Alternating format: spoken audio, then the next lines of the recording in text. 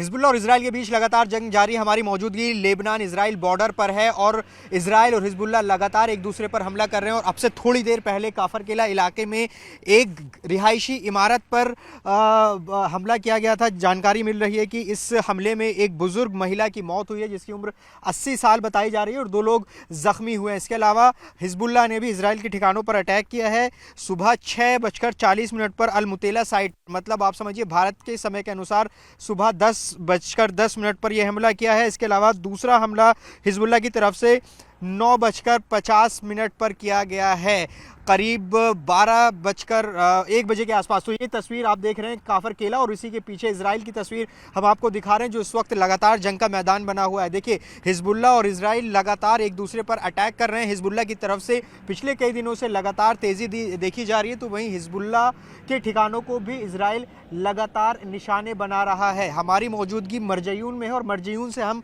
काफ़ी इलाका आपको इजराइल का भी दिखा रहे हैं। जो टावर आप देख रहे हैं पूरा इलाका इजराइल का। इजराइल इन्हीं जगहों से हिजबुल्लाह के ठिकाने पर अटैक करता है। और दाईं तरफ आप देखेंगे तो काफर केला, ख़याम, काफर शोबा जैसे इलाके हैं जो कि हिजबुल्लाह का गढ़ माने जाते हैं और इन्हीं जगहों से लगातार इजराइल के ठिकानों पर अटैक किए जा रहे हैं। पिछले कई दिनों से हिजबुल्लाह ने न सिर्फ हमलों में तेज़ी दिखाई है बल्कि जो अपने बड़े से बड़े हथियार हैं उनका इस्तेमाल किया है। बुरकान मिसाइल का इस्तेमाल हिजबुल्लाह ने कल किया था। इसके अलावा एंटी ड्रोन मिसाइल का इस्तेमाल किया था। ड्रोन का इस्तेमाल हिजबुल्लाह की तरफ से लगातार किया जा रहा है। तो इस युद्ध में लगातार इस मोर्चे पर तेज़ी देखी जा रही है। इजराइल के सामने कई चुनौतियां हैं।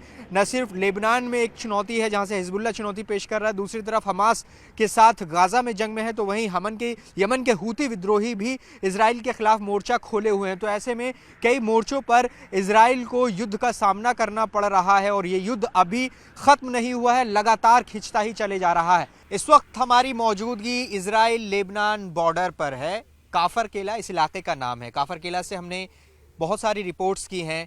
हम आज एक ख़ास रिपोर्ट यहाँ पर आपको दिखाने वाले हैं। पहले मैं अपनी लोकेशन इस्टेब्लिश कर दूं। मैं काफर केला में इजराइल बॉर्डर के बेहद नज़दीक खड़ा हूं। अगर निज़ाम अंसारी आपको तस्वीरों में दिखाना चाहेंगे, जो आप घर देख रहे हैं और उसके पीछे एक लाइंस जो आप देख रहे हैं, दरअसल वो इजराइल की सीमा है। इजराइल की सीमा बेहद नज़दीक है काफर केला में। यहाँ मौजूद हैं तो लगातार यहाँ पर अभी भी हमें ड्रोन की आवाज़ आ रही है और ये पूरा इलाका इजरायली हमले की जद में है। लेकिन एक ऐसी कहानी है कि यहाँ जो बताना ज़रूरी है। अभी अगर आप इस सड़क पर देखेंगे तो आपको पूरी तरह से सन्नाटा नज़र आएगा।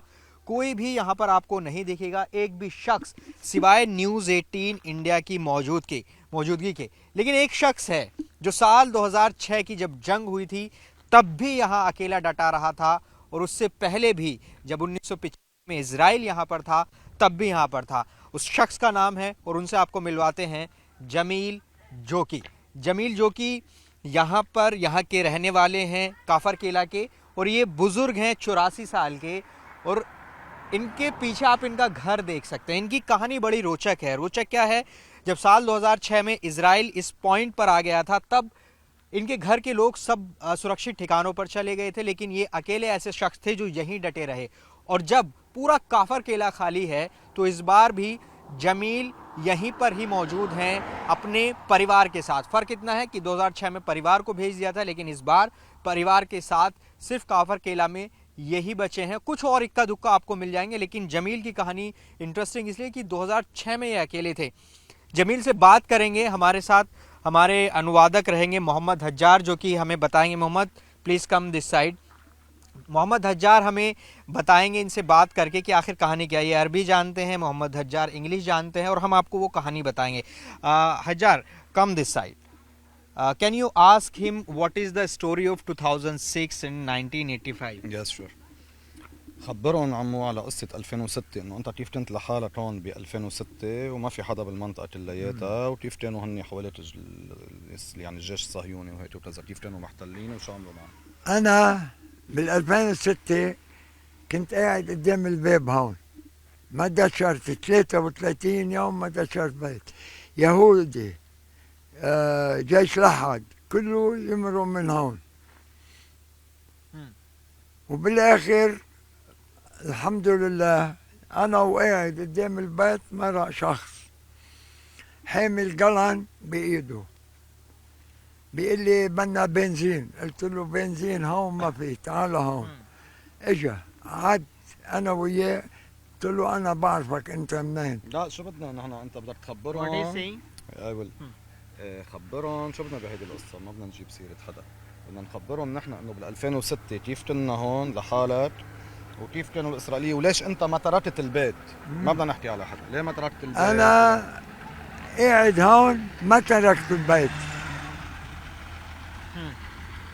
ما تركت البيت ابدا. الاسرائيليه والعالم كلها تمر من هون وانا قاعد. 33 days you were still here. وبالاخر الحمد لله Okay. ما صار عنا شيء ابدا ابدا What is ابدا, saying? أبداً. 1 month and 3 days he stay here in Kfar Kela. He's alone, nobody with him. All the Israeli army, Sahiyuni, he was here.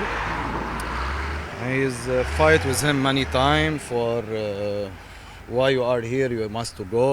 He say, I don't want to go anywhere. If I want to die, I will die here in my home. I don't want to die in anywhere. He stay all the time here without food. Only he have some biscuit and tea and coffee. 33 days. It's So Big this story. time he's also here. yes, and this time What he's is also here.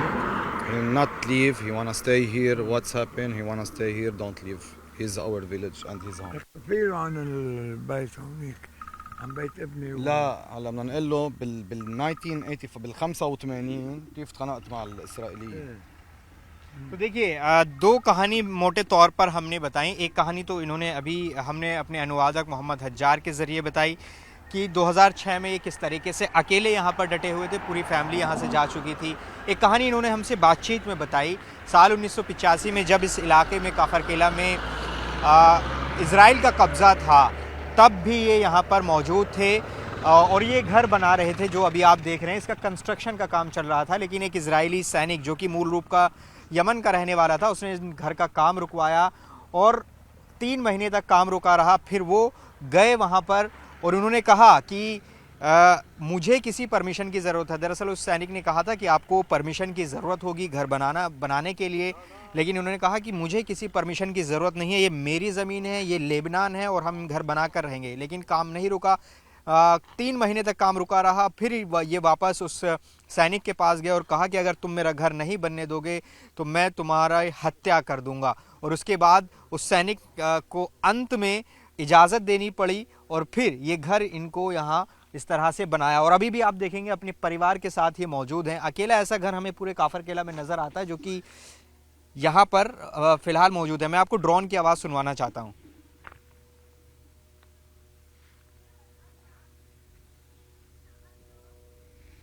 ये सुनिए आप, ये drone की आवाज़ है जो लगातार इस पूरे इलाके की निगरानी रख रहा है। और क्योंकि काफर केला में भी कई इलाकों में इजराइल ने लगातार हमले किए हैं, तो ये कहानी है यहाँ के लोगों की जो कि सरहद से सटे हुए गांव के गांव पूरी तरह से खाली हो चुके हैं। लेकिन कुछ एक लोग ऐसे हैं जो अभी भी डटे हुए हैं, जो अपना घर नहीं छोड़ना चाहते और वो डर नहीं रहे हैं इस जंग से। तो ये तस्वीर जंग के मैदान की अलग अलग तरह से नज़र आ रही है।